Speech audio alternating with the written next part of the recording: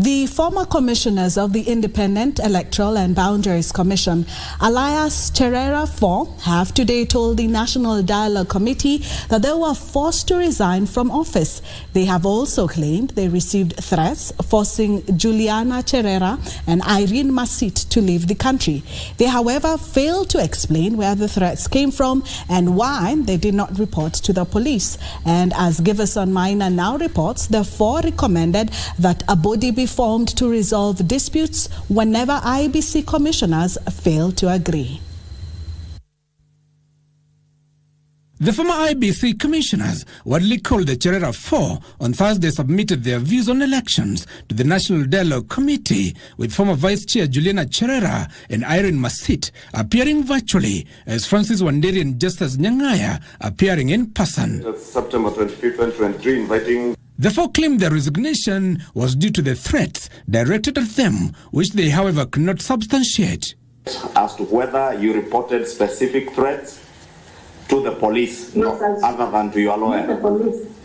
I reported to the lawyer, the first one, but the second one I didn't have time because those people were closing in on me, and the only thing was to take a motorbike to the airport. I did not resign because of myself. I didn't come to the commission to resign. I resigned for the sake of this country. The four declared being left out of the results tallying, hence their rejection of the results. It is for the presidential results. They are supposed to form the FOC. We won't submit that was never submitted to us. The former commissioners recommended to the committee that another body be created with mandate of mediating the commissioners should they disagree, as was the case in the declaration of the 2022 presidential results.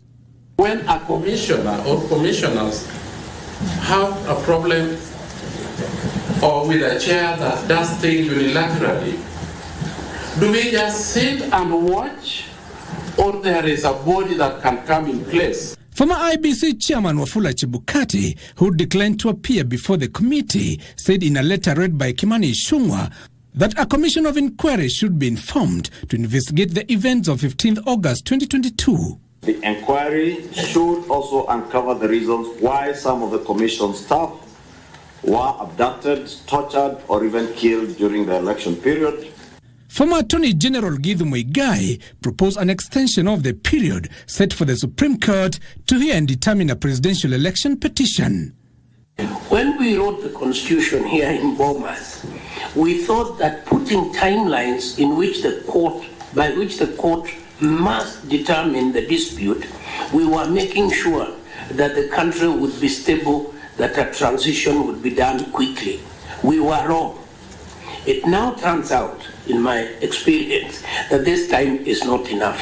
Other submissions were made by Transparency International and Gemawado Association. The submissions by former commissioners of the IEBC have today caused a heated debate with members of the National Dialogue Committee inquiring whether the manner in which they were appointed had a hand in the wrangles witnessed at the electoral body.